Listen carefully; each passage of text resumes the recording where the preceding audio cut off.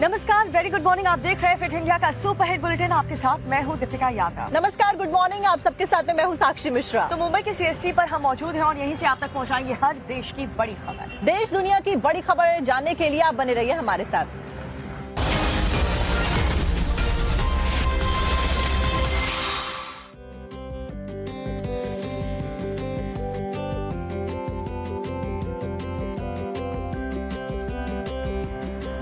तो सबसे पहले आपको ये बता देते हैं कि आज fit India fresh and fast में कौन सी वो बड़ी और एक्सक्लूसिव खबरें होने वाली हैं और तस्वीरें होने वाली हैं, जिसके बारे में मैं और दीपिका आपको जानकारी देंगे। सबसे पहले आपको तस्वीरें दिखाएंगे और आपको मिलवाएंगे बाल नागा बाबा से, जो कि खेलने कूदने की उम्र में सनातन की राह पर चलने लगे। जी हाँ, और इसके अलावा हम आपको दिखाएंगे राममय भोपाल का डबरू, जहाँ पर बात रामलला की होगी और अयोध्या में जो भव्य राम मंदिर बना है उसको बने हुए अब 1 साल होने जा रहे हैं। इसको लेकर के क्या विशेष तैयारियां हैं, इससे जुड़ी कौन सी ऐसी बड़ी खबर है जो आपके लिए जानना जरूरी है, वो भी आपको बताएंगे। इसी के साथ में आपको पहाड़ों की तस्वीरें भी दिखाएंगे, क्योंकि उत्तर भारत में डबल अटैक सर्दी का लगातार जारी है। ऐसे में जम्मू कश्मीर से और पहाड़ी राज्यों से जो तस्वीरें सामने आ रही हैं, एक तरफ वो दिखने में बेहद खूबसूरत है, वहीं लोगों के लिए परेशानी लगातार बढ़ा रही है।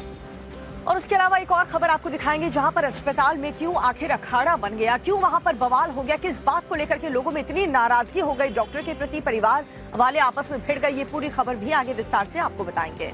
तो इसी के साथ में बुलेटिन की शुरुआत करते हुए सबसे पहले बड़ी खबर का रुख करते हैं, जो कि सर्दी से जुड़ी हुई है, जहां पर उत्तर भारत में लगातार जो सर्दी का सितम है वो बढ़ता जा रहा है, क्योंकि पहाड़ी इलाकों में दीपिका बर्फबारी हो रही है। ऐसे में उसका सीधा जो असर है वो मैदानी इलाकों में दिखने लगा है। जहां शीतलहर का कहर इस वक्त देखने को मिल रहा है उत्तर भारत में, चाहे वो दिल्ली एनसीआर हो, लखनऊ हो, कानपुर हो, प्रयाग हो, अयोध्या हो, हर तरफ जबरदस्त ठंड पड़ रही है। पहाड़ी इलाकों में हिमाचल प्रदेश, उत्तराखंड और जम्मू कश्मीर में नॉन स्टॉप स्नोफॉल ने ठंड और ज्यादा बढ़ा दी और इसी वजह से एनसीआर में भी ठंडक जो है वो बढ़ गई है। इसकी वजह से लोगों को परेशानी हो रही है। पहाड़ी राज्यों में भारी बर्फबारी का अलर्ट जारी कर दिया गया है, यानी कि आने वाले समय में फिलहाल कोई भी राहत ठंडक से लोगों को नहीं मिलने वाली है। उत्तर भारत में, उत्तर भारत के कई राज्यों में कोहरे का कहर भी देखने को मिल रहा है। कोहरे की वजह से विजिबिलिटी कम हो गई है, लोगों की रफ्तार थम गई है, आम जिंदगी पूरी तरीके से अस्त व्यस्त हो गई है। कोहरे के चलते ट्रेन लेट है, कई सारी ट्रेनों को रद्द भी किया गया और फ्लाइट्स के ऊपर भी कोहरे का असर देखने को मिल रहा है। जहाँ तस्वीरें भी आपको दिखा रहे हैं, मैदानी इलाकों में कोहरे और शीतलहर की चपेट किस तरीके से मार यहाँ पर पड़ रही है, ये तस्वीरें आपको दिखा रहे हैं। 5 तस्वीरें आप देखें जरा, कितनी जबरदस्त ठंड पड़ रही है और ठंड ने लोगों की मुश्किलें कितनी ज्यादा बढ़ा दी हैं। ये 5 तस्वीरें आपकी टेलीविजन स्क्रीन पर, ठंड की मार कितनी ज्यादा इन अलग अलग हिस्सों में देखने को मिल रही है। लोग चाय का सहारा ले रहे हैं, अलाव का सहारा ले रहे हैं। ऊंची चोटियों पर जबरदस्त नॉन स्टॉप बर्फबारी हो रही है, पहाड़ी पर बर्फबारी हो रही है। शीतलहर और कोहरे से जो शहर हैं, मैदानी इलाके हैं, वो ढक चुके हैं, ट्रेन लेट हो रही हैं। चाय और अलाव की चैरिटी कैसे यहाँ पर जगह जगह व्यवस्थाएं की जा रही हैं, ये भी हम आपको दिखा रहे हैं। तो मौसम विभाग के मुताबिक उत्तर भारत के कई राज्यों में कोहरे का असर देखने को मिल रहा है और आने वाले समय में भी मिलेगा। शीतलहर और ठंड से फिलहाल कोई भी राहत मिलती हुई लोगों को नजर नहीं आ रही है। और चलिए रुक करते अगली बड़ी खबर का गुलमर्ग की बात करें तो वहाँ पर जबरदस्त बर्फबारी हो रही है। पूरी जो पहाड़ी इलाका है वो बर्फ की सफेद चादर से ढक चुका है। ऐसे में हिमस्खलन और भूस्खलन एक बड़ी चुनौती शासन प्रशासन के सामने बन गई है कि कैसे बर्फ को हटाया जाए, क्योंकि जितने भी रास्ते हैं वो भारी बर्फबारी होने की वजह से प्रभावित फिलहाल चल रहे हैं। यातायात प्रभावित हो गया और लोगों को दिक्कतें हो रही हैं।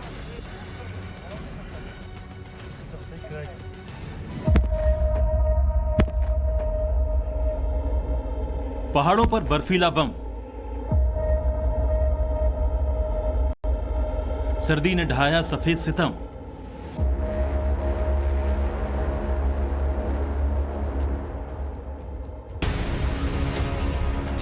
आसमान से इतनी बर्फ गिरी है कि हर तरफ सफेद चादर बिछी है। तस्वीरें देखकर यही लग रहा है कि घाटी में अब सिर्फ बर्फ ही बर्फ है। गुलबर्ग में पहाड़ों की इन चोटियों को देखिए जो इस वक्त बर्फीला बम बन चुकी है। इधर भी नजर जाएगी सिर्फ बर्फ ही बर्फ नजर आएगी। बर्फ की इतनी मोटी चादर बिछी है कि यहाँ चलना भी मुश्किल हो रहा है। हर तरफ बर्फ का ही कब्जा है। धरती का स्वर्ग कहे जाने वाले जम्मू कश्मीर की यही तस्वीरें यहाँ आने वाले सैलानियों को रोमांचित कर रही है। पर्यटक यहाँ आकर बर्फ के बीच आनंद तो उठाते हैं, लेकिन इतनी भयानक बर्फ के बीच जान का जोखिम भी है।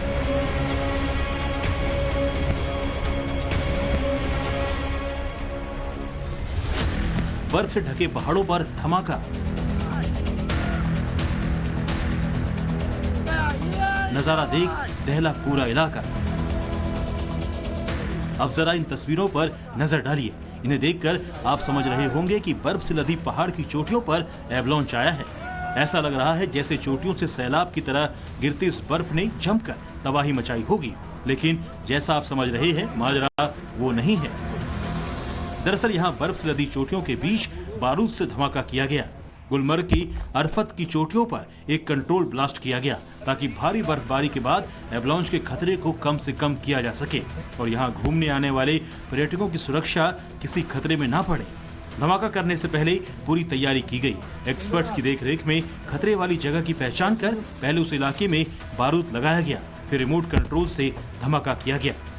इलाके में जैसे ही कंट्रोल ब्लास्ट किया गया, चोटियों पर जमी हुई बर्फ तेजी से नीचे आने लगी, जैसे हिमस्खलन हुआ हो। हम कोशिश कर रहे हैं कि हम स्लोप सेफ करें, क्योंकि जो हमारे स्कीयर्स आते हैं उनके लिए कोई परेशानी फिर न हो। तो इसीलिए हम आज गए थे सुबह अफरवट टॉप पे, तो हमने वहाँ ब्लास्टिंग स्टार्ट की। तो during blasting, during avalanche mitigation big results आए हैं। एवलांच D3, D4 आए हैं। तो हमने ये क्लियर किया है। अगर कोई भी जाएगा ना स्कीइंग के लिए, तो उनके लिए कोई खतरा नहीं है। विंटर वंडरलैंड गुलमर्ग में हर साल लाखों सैलानी पहुंचते हैं और यहाँ स्कीइंग और स्नोबोर्डिंग का लुत्फ उठाते हैं, लेकिन भारी बर्फबारी के चलते इसकी स्लोप पर बर्फ रखने का खतरा बना रहता है। इसे हिमस्खलन भी कहते हैं। ऐसे में जिस स्लोप पर सैलानी स्की करते हैं उस पर जरूरत से ज्यादा बर्फ जमा हो जाने पर उसे कंट्रोल ब्लास्ट करके हटाया जाता है।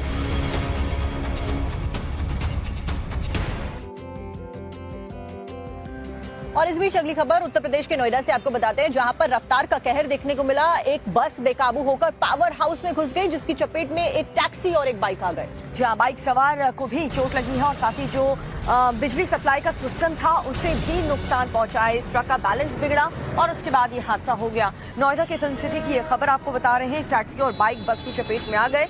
बस की चपेट में आकर के बाइक सवार घायल हो चुका है। बस के टक्कर से बिजली सप्लाई का जो सिस्टम है उसे भी नुकसान पहुंचा। तो बस अनियंत्रित हो गई, बेकाबू हो गई, जिसके बाद अनियंत्रित होकर वो वहां पर पावर हाउस में घुस जाती है और उस बीच एक टैक्सी और बाइक सवार को चोट भी लग जाती है।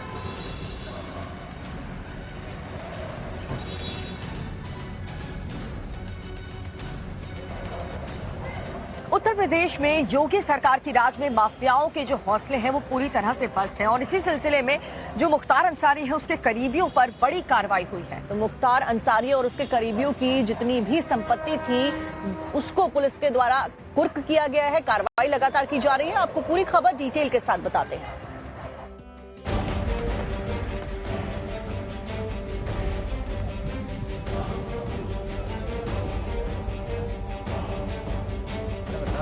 जो ये अवैध ढंग से जो अर्जित संपत्ति 14 वर्ष के तहत करीब 1,51,57,702 रुपया ये संपत्ति कुर्क की जाती है। ये संपत्ति न किसी को बेची जा सकती है, न ये कोई खरीदी जा सकती है। ये संपत्ति पूर्णतः ये राज्य सरकार की प्रॉपर्टी है। मुनादी के इस घोष को सुना आपने। बाकायदा पुलिस अफसरों की टोली पहुंची थी। माइक पर घोषणा की गई और फिर मुनादी कर दी गई। उत्तर प्रदेश में माफियाओं पर योगी सरकार का हंटर लगातार चल रहा है। इसी कड़ी में मुख्तार अंसारी गिरोह के शातिर अपराधी अफजल अहमद और उसके भाई अमजद की करोड़ों की संपत्ति कुर्क की गई। मऊ क्षेत्र अधिकारी नगर अंजनी कुमार पांडे की अगुवाई में पुलिस टीम मौके पर पहुंची और फिर मुनादी कर संपत्ति कुर्क कर ली गई।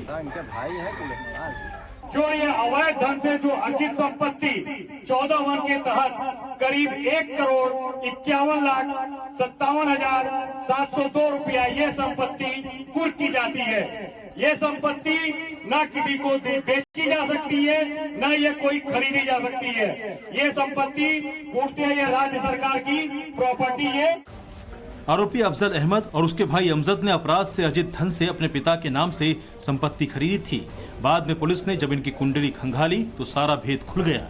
अब पुलिस ने करीब 1.5 करोड़ रुपए की सचल संपत्ति को कुर्क कर लिया है। अर्जित धन से एक आलीशान मकान जो है बनाया हुआ है। इतना आलीशान मकान आपको आज अगल बगल कई किलोमीटर रेडियस में दिखाई नहीं देगा। तो यह सब कुछ अवैध धन और गुंडागर्दी, माफियागिरी के दम पे अवैध प्लाटिंग डरा धमका कर जो है कि उससे जो है कमाया गया था, उससे किया था। इस पर हमारे थाना दक्षिण टोला द्वारा जो है कुशलतापूर्वक कार्रवाई करके संपत्ति का पता लगा के यूपी गैंगस्टर एक्ट के अंतर्गत धारा 14(1) के तहत कार्रवाई करते हुए उक्त मकान को सील कर दिया गया है। इस कुर्की के लिए पुलिस पूरी तैयारी से आई थी। लाव लश्कर से लैस पुलिस बल के साथ ढोल वाले भी साथ आए थे। इन्हीं ढोल वालों के साथ मुनादी की कार्रवाई को पूरा किया गया। ना मोह की चिंता है, ना माया की चिंता। बाल काल में ही भक्ति का ऐसा जोग लगा कि माया से मुक्त होकर साधना का कठिन पथ चुन लिया। न तन पर ज्यादा कपड़े हैं, न ही भौतिक सुख सुविधा की इच्छा है। कच्ची उम्र में ही शरीर और आत्मा दोनों सनातन को समर्पित कर चुकी हैं। 14 साल की कच्ची उम्र है, लेकिन दृढ़ इच्छा शक्ति किसी बड़े संत महात्मा से कम नहीं है। जिस उम्र में बाकी बच्चे अपना समय खेलने कूदने में बिताते हैं, उस उम्र में ये बालक नागा बाबा बन चुके हैं। जरा गौर से देखिए, संगम की रेती पर 14 साल के नागा सन्यासी मंगलगिरी महाराज शरीर पर भस्म लगाए महादेव की भक्ति में रमे हुए हैं। साधना ऐसी है कि अब न परिवार की चिंता है, न खुद की, बस सनातन के प्रति प्रेम और प्रभु के चरणों में सर्वस्व समर्पण। यही अब इनके जीवन की धुन भी है और ध्येय भी। जिन उम्र में हाथों में किताबें होना चाहिए, कलम होनी चाहिए, लेकिन उन उम्र में जो है वो नागा सन्यासी बने हुए हैं। महाराज जी, क्या नाम है आपका? मंगलगिरी। कितनी उम्र में आप जो है नागा सन्यासी बने? जब मैं 6 महीने का था तभी मेरे माता पिताओं ने दूने पर चढ़ा दिया, तभी से हूँ नागा सन्यासी। अच्छा, ये दूना क्या होता है जो चढ़ाना, ये थोड़ा सा बताते। ये अपने जब तक का साधन होता है। हाँ जी। तो पढ़ाई वगैरह भी करते हैं या फिर? हाँ जी, पढ़ाई करता हूँ। अच्छा, हाँ जी। कौन सी कक्षा में महाराज जी पढ़ते हैं? कक्षा 8 में। महाराज मंगलगिरी जब शिशु थे तभी सन्यासी बन गए। अब उनके गुरु ही उनके माता पिता हैं, साथ के साधु सन्यासी ही उनका परिवार है। संगम की रेती पर महाराज मंगलगिरी उत्तराखंड के बागेश्वर से पहुंचे हैं। वो जूना अखाड़े से जुड़े हुए हैं। कड़कड़ाती ठंड में महाराज मंगलगिरी शरीर पर सिर्फ महादेव के नाम का भस्म मलकर साधना में डूबे हुए हैं। ये भस्म ही इनकी रक्षा कवच है, जिसके आगे मौसम भी नतमस्तक हो जाता है। इस उम्र में आप तपस्या कर रहे हैं, कहते हैं ठंड वगैरह नहीं लग रही? नहीं। अच्छा, शिव की भक्ति में लीन है बिल्कुल? हाँ जी। कोई शिव की भक्ति से जुड़ा कुछ ऐसा कोई यादगार हो या कुछ गाने भजन हो जो आप बता सके हमारे चैनल के? हाँ जी। जी पर। कर्पूर गौरम करुणावितारम संसार सारम भुजगेन्द्रहारम सदा वसंतम हृदयारविंदे भवाम भवानी सहिताम नमामि। कोई और भी कुछ याद हो? गजाननं भूति गणाधिसेवितं कपेति जम्बोति फलचारुभक्षणम् उमासुतं शोकविनाशिकारिक्रम नमामि विघ्नेश्वर पादपंकजम्। महाराज मंगलगिरी का पूरा जीवन गुरु और भगवत प्रेम को समर्पित है। महाराज मंगलगिरी सुबह से लेकर शाम तक पूजा, आरती, संस्कार और तलवार भाला जैसे अस्त्र शस्त्र चलाने की दीक्षा ले रहे हैं। घर वगैरह की याद नहीं आती महाराज जी कभी? नहीं। कभी घर वालों ने आपसे संपर्क करने की कोशिश की हो? अब वो ही जाने। सिर्फ भक्ति में लीन है एकदम से? हाँ जी। तो ये पहले महाकुंभ में आप आ रहे हैं? इससे पहले कभी? इससे पहले भी एक महाकुंभ में आ चुका हूँ। अच्छा, तब हाँ कितनी उम्र थी आपकी? तब तक लगभग 6-7 वर्ष। अच्छा। हाँ जी। की उम्र थी? हाँ जी। किस तरीके की पूजा और तपस्या और आराधना वगैरह आप करते हैं जो गुरुजी बताते हैं, उस तरीके की किस तरीके से आप करते हैं? जिस प्रकार से गुरुजी बताते हैं उसी प्रकार से करता रहता हूँ। नागा सन्यासियों का जीवन बेहद कठिन होता है। दुनिया की भौतिक सुविधाओं से दूर ये सन्यासी नाग साधना करते हैं। नागा सन्यासियों को दी जाने वाली वो दीक्षा है जिसमें एक नहीं 2 महाकुंभ जुड़ते हैं। एक महाकुंभ में दीक्षा दी जाती है और उस साधना में सफल होने की परीक्षा 12 साल बाद आने वाले दूसरे कुंभ में होती है।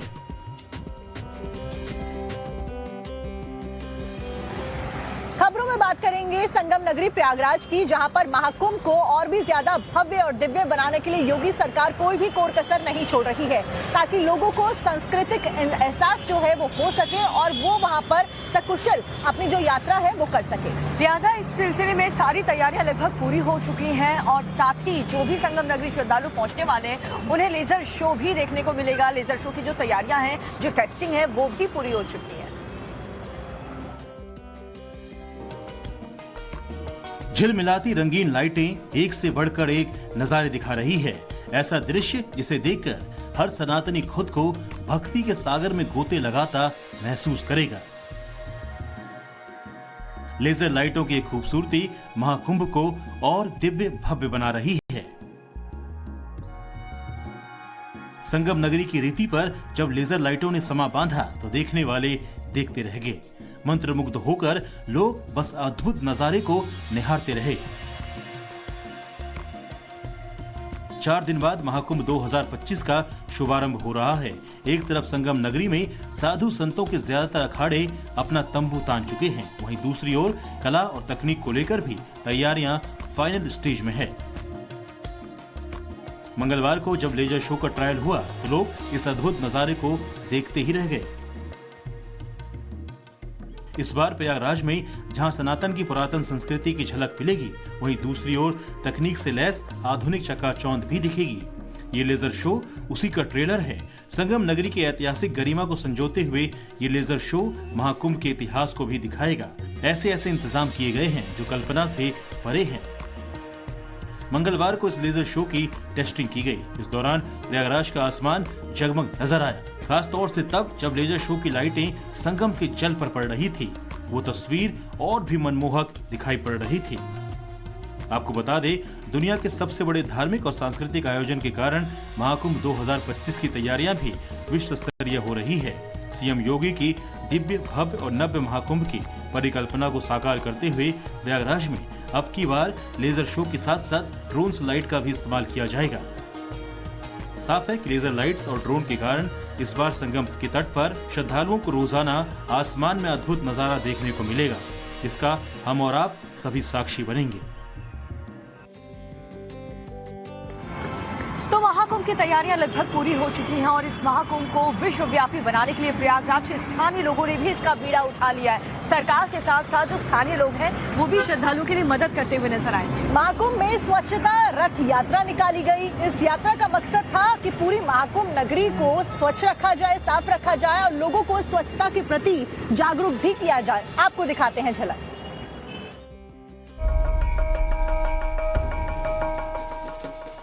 ढोल बज रहे हैं, लोग नाच रहे हैं, झूम रहे हैं, फूलों की बारिश भी करते नजर आ रहे हैं। पहली नजर में किसी बारात की तस्वीर नजर आती है, क्योंकि गाजे बाजे के साथ लोग यहाँ मौजूद हैं, लेकिन हकीकत इससे कोसों दूर है।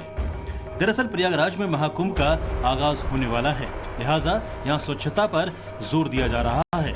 लोगों में इसी जागरूकता को बढ़ाने के लिए स्वच्छता रथ यात्रा निकाली। ये तस्वीर उसी रथ यात्रा की है। प्रयागराज में स्वच्छता को बढ़ावा देने के लिए इस तरह की अनोखी पहल की गई है।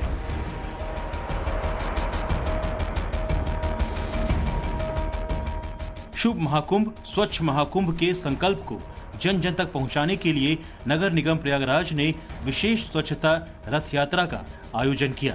इस खास रथ यात्रा में एक भव्य स्वच्छ रथ था, जिसमें मां गंगा की मूर्ति और महाकुंभ के प्रतीक साधुओं के स्कल्पचर के साथ पेड़ पौधों में सजावट की गई थी। खास रथ यात्रा संगम नगरी के कोतवाली से शुरू होकर शहर के अलग अलग इलाकों से गुजरते हुए राम भवन चौराहे पर समाप्त हुई। इस दौरान बड़ी संख्या में स्थानीय लोग भी इस रथ यात्रा में शामिल हुए।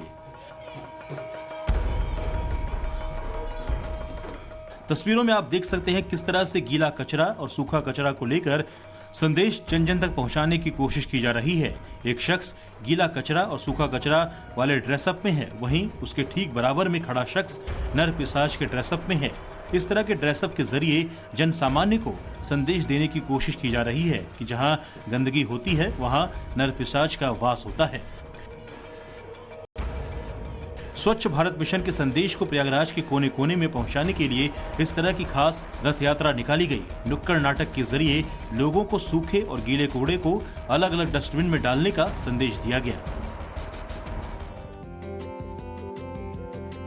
एक तरफ जहां संगम नगरी में महाकुंभ को लेकर तैयारियां जोरों शोरों पर चल रही हैं, वहीं अगर बात की जाए अयोध्या की, क्योंकि रामलला की प्राण प्रतिष्ठा के 1 वर्ष पूरे होने को लेकर कार्यक्रम होना है, उसी को लेकर जो तैयारियां हैं वो जोरों शोरों से की जा रही हैं। अयोध्या में डमरू दल भी पहुंच रहा है एक बार फिर से। जहां इस डमरू दल के 108 सदस्य जो है वो बहुत जल्द अयोध्या पहुंचने वाली है और जोरदार वहां पर परफॉर्मेंस उनकी होने वाली है।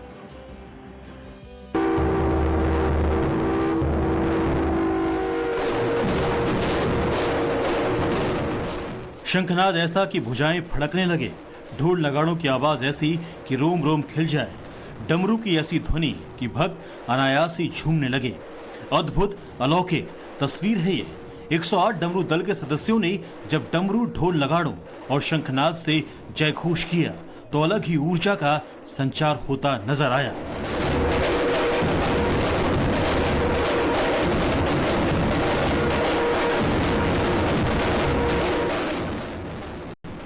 डमरू, ढोल और शंख की ध्वनि से धरती और आसमान गुंजायमान हो गया। भगवान भोलेनाथ के प्रिय वाद्य यंत्र डमरू के नाद से अयोध्या के राम मंदिर प्रांगण में एक बार फिर एक नया कीर्तिमान बनता नजर आएगा, क्योंकि एक बार फिर 108 डमरू दल के सदस्य वहां अपनी ताल और लय के साथ मनमोहक तस्वीर पेश करने वाले हैं। गूंज रही है, डमरू बज रहे हैं और ये आगाज है उस कार्यक्रम का जिस कार्यक्रम को भगवान राम की जन्मभूमि पर बने मंदिर के 1 साल पूरे होने पर आयोजित किया जाएगा। मेरे पीछे आप तस्वीरें देख रहे हैं, तमाम जो बालिकाएं हैं वो हाथ में शंख लिए हुए ध्वनि बजा रही है और मेरे दूसरी तरफ आप देख रहे हैं यहाँ पर डमरू बज रहे हैं, मृदंग बज रहे हैं और ये उस कार्यक्रम की एक प्रैक्टिस हो रही है जब रामलला के मंदिर को 1 वर्ष पूरा हो जाएगा और उस 1 वर्ष के दौरान जो सांस्कृतिक कार्यक्रम होने हैं उसी कार्यक्रम के तहत भोपाल का डमरू दल वहां पर कार्यक्रम की प्रस्तुति देगा।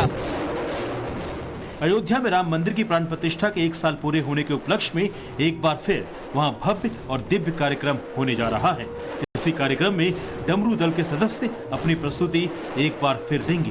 प्रस्तुति से पहले डमरू दल के सदस्यों ने भोपाल में कार्यक्रम का रिहर्सल किया।